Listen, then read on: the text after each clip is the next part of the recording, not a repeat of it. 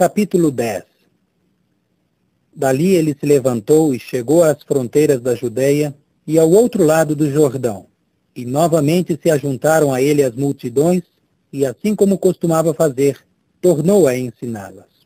Aproximaram-se então fariseus, e para o porem à prova, começaram a interrogá-lo se era lícito que um homem se divorciasse da esposa. Em resposta, ele lhes disse: "Que vos ordenou Moisés?"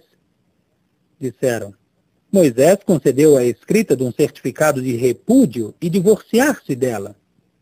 Mas Jesus disse-lhes: "Foi por causa da dureza de vossos corações que ele vos escreveu este mandamento. No entanto, desde o princípio da criação, ele os fez macho e fêmea. Por esta razão, deixará o homem seu pai e sua mãe, e os dois serão uma só carne. De modo que não são mais dois, mas uma só carne.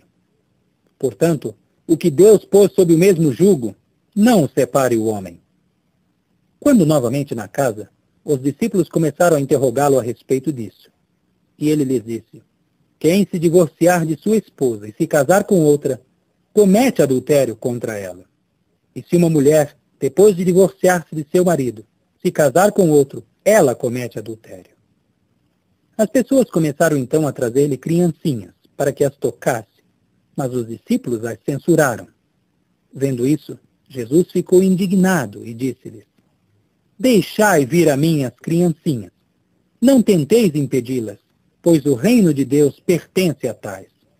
Deveras eu vos digo, quem não receber o reino de Deus como uma criancinha, de modo algum entrará nele."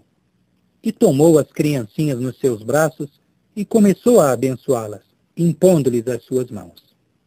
E enquanto saía, chegou correndo certo homem e se pôs de joelhos diante dele, perguntando-lhe: "Bom instrutor, que tenho de fazer para herdar a vida eterna?" Jesus disse-lhe: "Por que me chamas de bom? Ninguém é bom, exceto um só, Deus. Sabes os mandamentos: não assassines, não cometas adultério, não furtes, não dês falso testemunho, não defraudes, honra a teu pai e a tua mãe." O homem disse-lhe: "Instrutor, todas estas coisas tenho guardado desde a minha mocidade."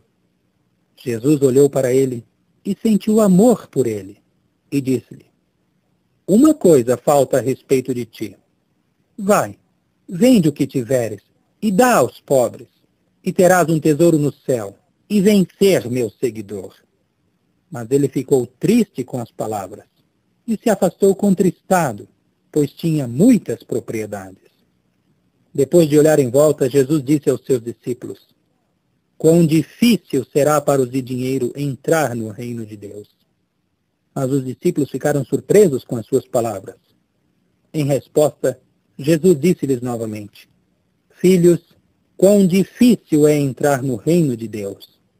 É mais fácil um camelo passar pelo orifício de uma agulha do que um rico entrar no reino de Deus." Eles ficaram ainda mais assombrados e disseram-lhe: "Quem de fato pode ser salvo?" Olhando diretamente para eles, Jesus disse: "Para homens é impossível, mas não é assim para Deus, pois para Deus todas as coisas são possíveis." Pedro principiou a dizer-lhe: "Eis que abandonamos todas as coisas e te temos seguido."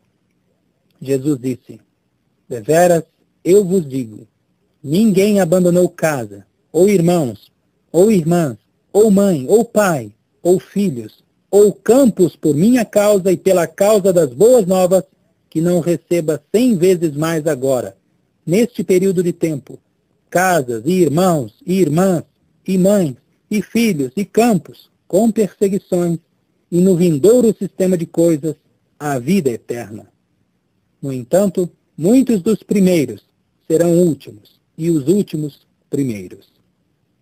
Estavam então avançando pela estrada, subindo a Jerusalém, e Jesus ia na frente deles, e eles estavam pasmados, mas os que seguiam começaram a temer. Tornou a tomar à parte os 12 e principiou a dizer-lhes as seguintes coisas destinadas a lhes sobrevirem: "Aqui estamos, avançando para Jerusalém, e o Filho do Homem será entregue aos principais sacerdotes e aos escribas, e condená-lo-ão à morte, e o entregarão a homens das nações, e divertir-se-ão às custas dele, e cuspirão nele, e o açoitarão, e o matarão, mas 3 dias depois será levantado. E Tiago e João, os 2 filhos de Zebedeu, aproximaram-se dele e disseram-lhe: Instrutor, queremos que faças para nós o que for que te peçamos. Disse-lhes ele: Que quereis que eu faça para vós? Disseram-lhe: Concede-nos que nos assentemos um à tua direita e outro à tua esquerda, na tua glória. Mas Jesus disse-lhes: Não sabeis o que pedis. Podeis beber o copo que eu estou bebendo, ou ser batizados com o batismo com que eu estou sendo batizado? Disseram-lhe: Podemos? A isso Jesus disse-lhes: Bebereis o copo que eu estou bebendo, e sereis batizados com o batismo com que eu estou sendo batizado. No entanto, este assentar-se à minha direita, ou à minha esquerda, não é meu para dar, mas pertence àqueles para quem tem sido preparado. Ora, quando os outros 10 ficaram sabendo disso, principiaram a indignar-se com Tiago e João. Mas Jesus, depois de chamá-los a si, disse-lhes: Sabeis que os que parecem estar governando as nações dominam sobre elas, e seus grandes exercem autoridade sobre elas. Não é assim entre vós, mas quem quiser tornar-se grande entre vós, terá de ser o vosso ministro, e quem quiser ser o primeiro entre vós, tem de ser o escravo de todos. Pois até mesmo o Filho do Homem veio, não para que se lhe ministrasse, mas para ministrar e dar a sua alma como resgate em troca de muitos. E chegaram a Jericó. Mas quando ele e seus discípulos e uma multidão considerável estavam saindo de Jericó, encontrava-se sentado à beira da estrada Bartimeu, filho de Timeu, um mendigo cego. Quando ouviu que era Jesus, o Nazareno, principiou a gritar e a dizer: Filho de Davi, Jesus, tem misericórdia de mim.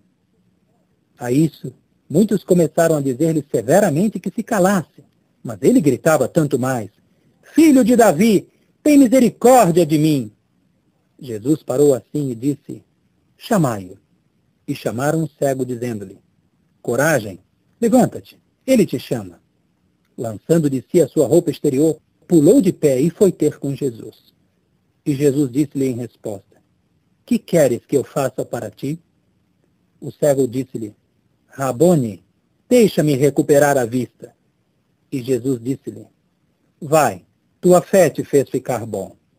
E ele recuperou imediatamente a vista e começou a segui-lo pela estrada.